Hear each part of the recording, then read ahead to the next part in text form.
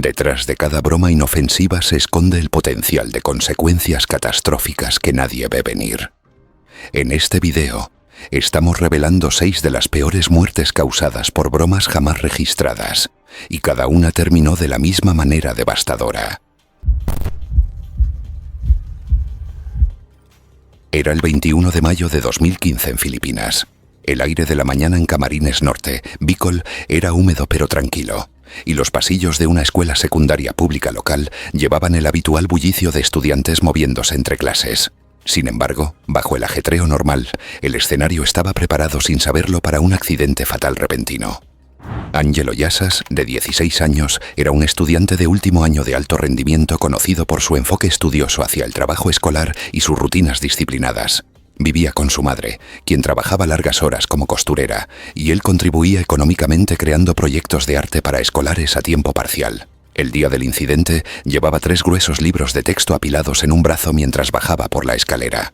Las escaleras de concreto en la escalera principal estaban desgastadas y desiguales en algunos lugares, con una ligera pendiente que hacía que llevar una carga pesada fuera más exigente físicamente, especialmente si la superficie estaba comprometida. Esa mañana, un grupo de compañeros de clase había vertido una fina capa de agua jabonosa sobre una baldosa suelta en la parte superior del tercer tramo como una broma. Imágenes de celular de uno de los bromistas revelaron más tarde a varios estudiantes riéndose en silencio mientras sorteaban el área resbaladiza. No había personal presente en la escalera, y la inestabilidad de la baldosa pasó desapercibida para el profesorado. Ángelo, sin saber del peligro, se acercó a la parte superior de la escalera mientras revisaba mentalmente su horario. Al pisar la baldosa enjabonada, la suela de su zapato perdió tracción por completo. La baldosa suelta se movió ligeramente bajo su peso, reduciendo aún más el agarre, y comenzó a deslizarse hacia atrás sin control. La escalera de concreto, estrecha y con barandillas bajas, no ofrecía oportunidad de detener su caída. Cayó girando hacia atrás, golpeándose la cabeza contra el borde de un escalón, luego la parte superior de la espalda y los hombros en escalones sucesivos. Los compañeros estudiantes cercanos se congelaron inicialmente, luego corrieron hacia él, pero llegaron demasiado tarde para evitar múltiples impactos. El movimiento final lo hizo aterrizar al fondo de la escalera. Su cuerpo yacía en una posición parcialmente encorvada y torpe, consistente con la flexión instintiva durante una caída. Un estudiante corrió inmediatamente a la oficina y llamó a los servicios de emergencia. Los paramédicos llegaron en 6 minutos, realizando RCP y estabilizándolo para el transporte. El personal del hospital confirmó un trauma severo no sobrevivible antes de la llegada, documentando múltiples fracturas y hemorragias internas consistentes con impactos contundentes en múltiples superficies. Lo declararon muerto durante el transporte. El informe del forense, resumido en términos accesibles, enumeró lesiones catastróficas en la cabeza, dislocación de la columna cervical y una hemorragia interna extensa en el cerebro y el pecho. La causa oficial de la muerte se determinó como un trauma masivo resultante de una caída por escaleras de concreto. Posteriormente, los bromistas fueron disciplinados por la escuela y se les exigió realizar servicio comunitario. La madre de Ángelo celebró un pequeño y solemne funeral al que asistieron familiares, amigos y compañeros de clase que lamentaban la pérdida de su único hijo. Era el 9 de julio de 2017 en Friburgo, Alemania. La comunidad local de ciclismo se estaba preparando para una pequeña carrera de barrio, pero bajo la calma ya se había introducido un accidente en movimiento. Lucas Meyer, de 21 años, era un ciclista dedicado y miembro de un club de ciclismo. Pasaba la mayor parte de su tiempo libre entrenando en las carreteras locales, a menudo comenzando antes del amanecer para ajustar las sesiones alrededor de su trabajo a tiempo parcial en una tienda de bicicletas. Lucas estaba ahorrando dinero para actualizarse a una bicicleta de carreras personalizada. Usaba equipo de protección estándar, pantalones cortos acolchados, guantes y un casco de ciclismo competitivo certificado que cumplía con las normas de seguridad europeas, pero confiaba en el mantenimiento adecuado de la bicicleta y en prestar atención a las condiciones de la carretera para mantenerse seguro. Su bicicleta, un cuadro de aluminio de gama media que pesaba aproximadamente 18 libras, estaba en excelentes condiciones bajo circunstancias normales. El recorrido ese día incluía un tramo de bajada pronunciada con una curva a la derecha particularmente cerrada, flanqueada por un viejo poste de luz, bordillos de concreto y adoquines irregulares. Incluso con la capacidad de frenado completa, los ciclistas necesitaban un control preciso para navegarlo de manera segura a velocidades de carrera. Más temprano esa mañana, el primo mayor de Lucas, bromeando con mal juicio, había aflojado los cables de freno de la bicicleta de Lucas. Más tarde, el primo admitió que lo hizo como una broma inofensiva, con la intención de avergonzar a Lucas por presumir la noche anterior sobre tomar la curva cuesta abajo sin frenar mucho y suponiendo que Lucas notaría la holgura durante su calentamiento. La manipulación fue sutil, solo una ligera holgura, indetectable sin una inspección detallada. Bajo una ligera presión de freno, las palancas se sentían normales, pero los frenos fallarían bajo la aplicación de alta fuerza requerida para las curvas pronunciadas en descenso. Pero Lucas no notó el ajuste. Montó su bicicleta con la rutina inhabitual antes de la carrera, realizando pruebas estándar de frenos que se sentían normales bajo presión ligera, sin saber que su efectividad fallaría bajo las fuerzas mayores del descenso. Cuando comenzó la carrera, Lucas se acercó al tramo de bajada en el grupo de cabeza, aumentando la velocidad pero manteniendo el control. Al acercarse a la curva cerrada a la derecha, aplicó los frenos por completo, esperando la desaceleración habitual. Las palancas de freno se accionaron sin suficiente resistencia, y la bicicleta no se desaceleró adecuadamente bajo la máxima fuerza aplicada. Lucas instintivamente desplazó su peso hacia atrás e intentó girar, pero la estrechez de la curva y la superficie de adoquines no dejaban margen de error. Los testigos vieron la bicicleta deslizarse incontrolablemente por la esquina. Lucas fue lanzado hacia adelante sobre el manillar en una proyección casi perfecta, golpeando el poste de luz con la cabeza. El poste de luz estaba ubicado a solo unos centímetros más allá de la línea de carrera óptima, dejando casi sin espacio. El impacto rompió su casco, pero no absorbió suficiente fuerza para prevenir un trauma fatal. Su cuerpo chocó con la base de concreto y parcialmente contra el bordillo antes de deslizarse hacia la calle. Los compañeros de carrera se apresuraron al lugar de inmediato, y un transeúnte llamó a los servicios de emergencia. Los paramédicos llegaron en 6 minutos, realizando soporte vital avanzado, pero Lucas fue declarado muerto en el lugar. El informe post-mortem enumeró contusiones cerebrales severas, fracturas de cráneo y múltiples fracturas de huesos faciales. La causa de la muerte se determinó como un trauma cerebral instantáneo y una lesión grave en la cabeza por impacto a alta velocidad.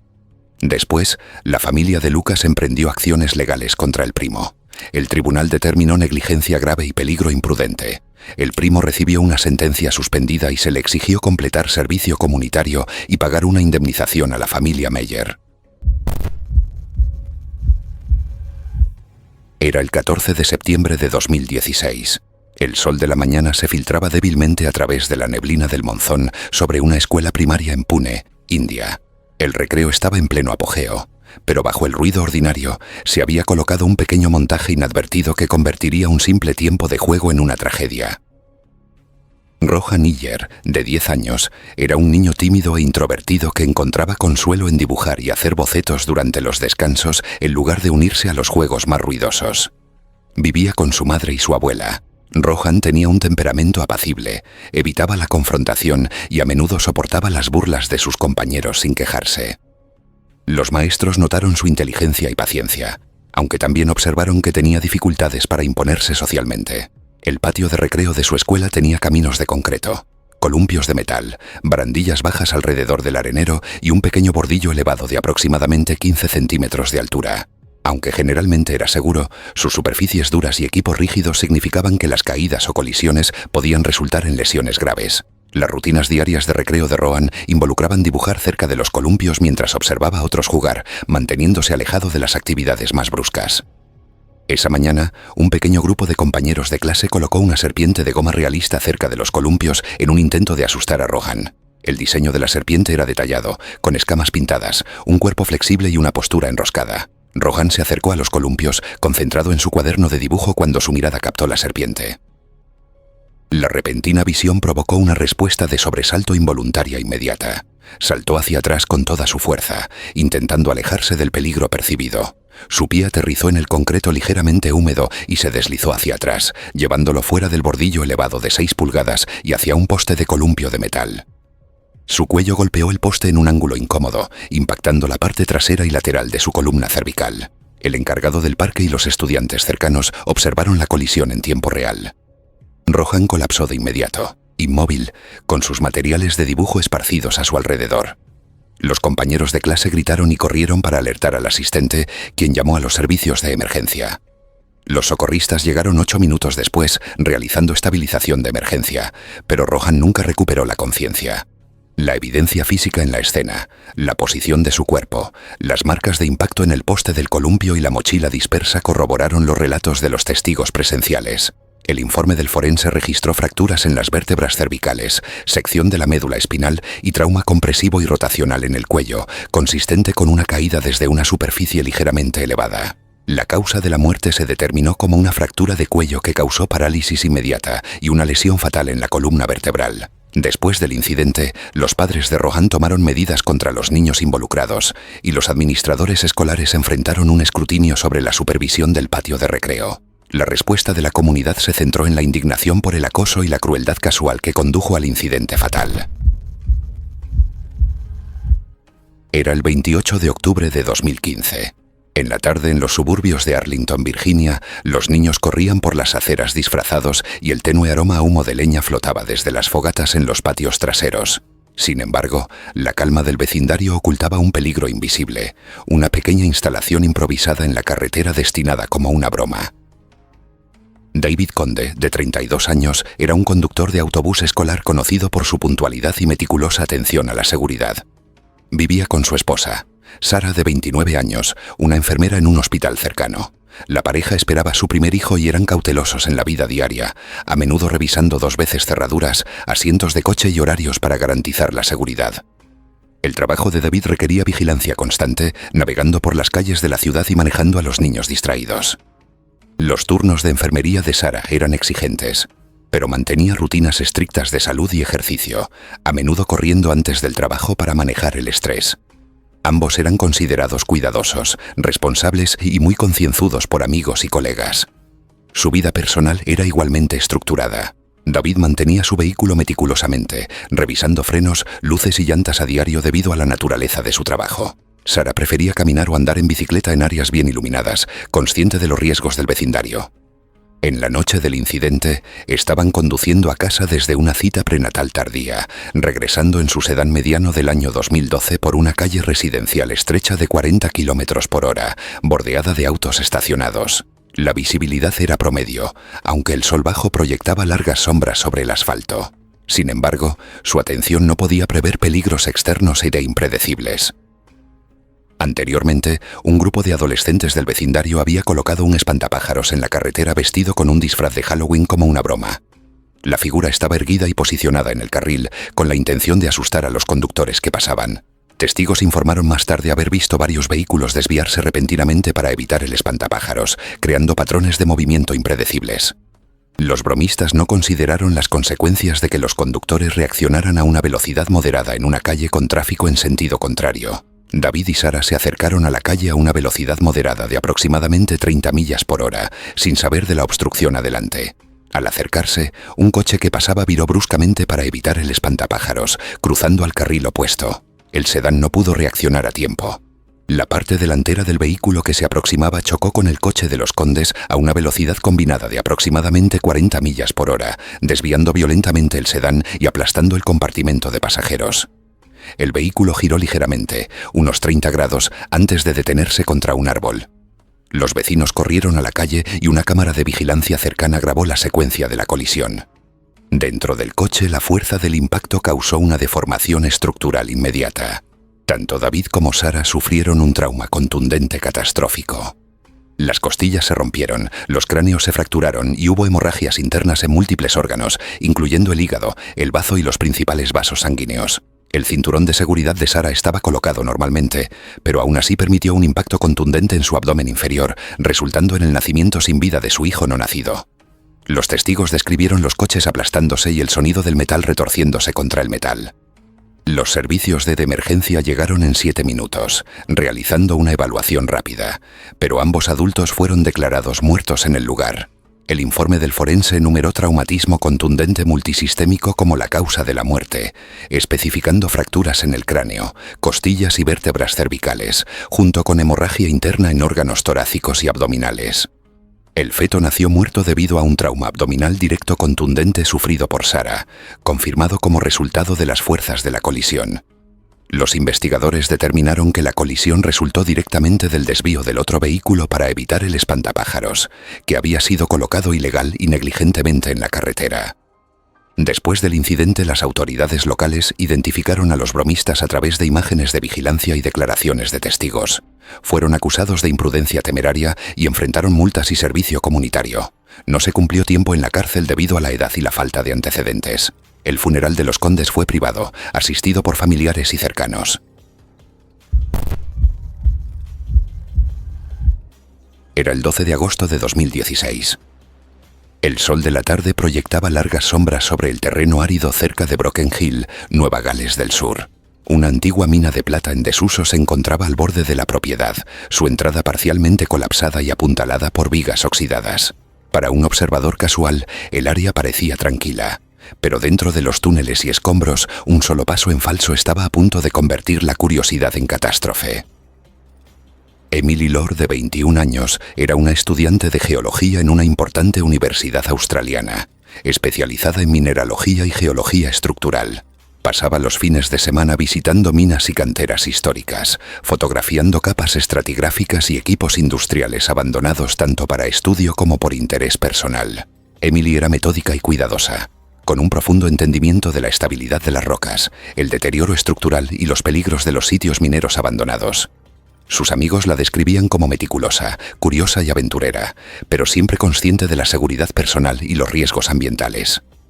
A menudo llevaba una mochila de campo que contenía un casco completo con correa de barbilla, una linterna frontal con baterías de repuesto, guantes, suministros de primeros auxilios y botas resistentes con cordones diseñadas para terrenos irregulares, y usaba pantalones largos y mangas para minimizar rasguños y cortes.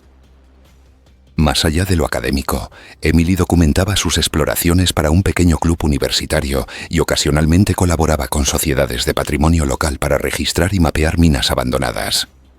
Había recibido pequeñas subvenciones para equipos, incluyendo linternas de alta luminosidad y detectores de gas portátiles, y era consciente de los peligros que representaban los suelos inestables, las rocas sueltas y los pozos verticales ocultos. Su preparación y equipo generalmente mitigaban los riesgos, pero el entorno seguía siendo inherentemente peligroso. Túneles estrechos, escombros impredecibles, escamas de óxido y vigas de metal corroídas hacían que incluso los pasos en falso menores fueran potencialmente mortales. El día del incidente, Emily se unió a 3 amigos cerca de la mina para una breve exploración. Sin embargo, decidieron hacerle una broma fingiendo dejarla sola en el túnel principal mientras apagaban sus linternas, grabando audio para humor posterior y no proporcionando una cuerda o asidero a lo largo del borde del túnel. El grupo ignoró varios letreros de advertencia, avisos de peligro de mina inestable, soportes desmoronados, piedras sueltas esparcidas por el suelo y un piso irregular. No se estableció una evaluación formal de riesgos ni una línea de cuerda, y el servicio de celular era inexistente en el área, reduciendo las opciones para comunicación de emergencia. La broma elevó el peligro mucho más allá de las condiciones normales de exploración. Emily entró en el túnel oscuro, confiando únicamente en la tenue luz ambiental del exterior. Su pie tropezó con una piedra desigual y se tambaleó hacia adelante, agitando los brazos para recuperar el equilibrio. La ausencia de iluminación eliminó cualquier indicio visual sobre agujeros o escombros en su camino. Resbaló en grava suelta y su impulso la llevó hacia un pozo vertical oculto bajo una sección de piso parcialmente colapsada. El pozo tenía aproximadamente 10 pies de profundidad, con varillas oxidadas sobresaliendo irregularmente de las paredes, restos de una antigua estructura de soporte. Su orientación corporal durante la caída hizo que su pecho y torso superior aterrizaran sobre un conjunto de barras salientes, mientras que su torso inferior y caderas golpearon otras barras de refuerzo al rodar, produciendo múltiples lesiones simultáneas. Sus amigos se dieron cuenta de inmediato de que la broma había ido demasiado lejos. Escucharon un golpe repentino seguido del grito de Emily. Su risa grabada cesó, reemplazada por gritos urgentes. Un amigo se inclinó sobre el borde, pero no pudo alcanzarla de manera segura. Otro corrió hacia la entrada para llamar a los servicios de emergencia. Los rescatistas trajeron una escalera plegable y aseguraron cuerdas antes de alcanzarla para prevenir más colapsos o lesiones. En 12 minutos, los equipos locales de búsqueda y rescate llegaron, navegando por pisos inestables y baja visibilidad para alcanzarla. Para cuando accedieron al pozo, Emily había sucumbido a un trauma severo y fue declarada muerta en el lugar. El informe post-mortem mostró heridas punzantes de varillas en el pecho y abdomen, múltiples fracturas de costillas y pelvis, pulmones perforados y una extensa hemorragia interna en las cavidades torácica y abdominal. La causa principal de la muerte fue el empalamiento en varillas oxidadas con lesiones internas catastróficas que ocurrieron instantáneamente, haciendo la supervivencia imposible. Después del incidente, el Departamento de Geología de la Universidad implementó protocolos de seguridad más estrictos para las excursiones, incluyendo evaluaciones de riesgo obligatorias, sistemas de compañeros con contacto visual constante, aprobación formal para entrar en estructuras abandonadas y el requisito de cuerdas de seguridad o arneses asegurados al explorar túneles desconocidos. Los amigos de Emily enfrentaron consecuencias legales por negligencia grave, lo que resultó en multas, libertad condicional y servicio comunitario obligatorio relacionado con la educación en seguridad. Era el 18 de marzo de 2017, a última hora de la tarde en la compleja expansión urbana de Río de Janeiro. En el cuarto piso de un desgastado edificio de apartamentos, un pequeño error de juicio se cruzó con una altura implacable y concreto. Mateus Ribeiro, de 24 años, era un pequeño creador de contenido conocido por documentar problemas sociales en su comunidad. Tenía un seguimiento modesto en las redes sociales y estaba comprometido a arrojar luz sobre las luchas diarias en su vecindario, desde la falta de saneamiento adecuado hasta los patrones de delincuencia local. Mateus equilibraba su trabajo creativo con un empleo a tiempo parcial en un cibercafé local, y era cuidadoso en mantener un perfil bajo mientras navegaba los desafíos de la vida en un entorno urbano densamente poblado. Sus amigos lo describían como políticamente consciente, inteligente y deliberado, pero propenso a la ansiedad en situaciones de alta presión. El entorno de Mateus era inherentemente peligroso. Su complejo de apartamentos tenía balcones estrechos con barandillas bajas de aproximadamente 36 pulgadas de altura, escaleras sin iluminación adecuada y suelos irregulares propensos a desmoronarse en algunos lugares. La cerca de hierro forjado debajo de los balcones estaba diseñada para disuadir a los intrusos, pero también creaba un peligro letal en caso de una caída. Mateus había navegado estos espacios de manera segura muchas veces antes, confiando en la precaución, pero el diseño precario y el vecindario de alta densidad significaban que incluso pequeños errores de cálculo podían tener consecuencias graves. Esa noche, varios conocidos forzaron la entrada al apartamento de Mateus como parte de una broma planificada que llamaron la emboscada de los influencers. Después de empujar la puerta, comenzaron a encender pequeños petardos dentro del vestíbulo y la sala de estar, produciendo explosiones agudas, humo y destellos de luz en el espacio confinado como si estuviera ocurriendo una redada de pandillas. La broma tenía la intención de capturar su reacción de sorpresa para compartirla en línea, pero nadie consideró los riesgos de pánico en un pequeño apartamento con acceso directo a un balcón. Sobresaltado por las explosiones repentinas a corta distancia y la intrusión en su hogar, Mateus reaccionó de manera refleja. Desorientado y tratando de escapar de lo que percibía como un peligro inmediato, se movió hacia atrás hacia el balcón. En el caos, calculó mal la distancia a la barandilla y pisó el espacio abierto. Cayó hacia adelante sobre la baja barrera del balcón, con los brazos extendidos instintivamente, y cayó aproximadamente 12 metros a la calle abajo. Testigos describieron más tarde haber escuchado los petardos seguidos de un único impacto fuerte.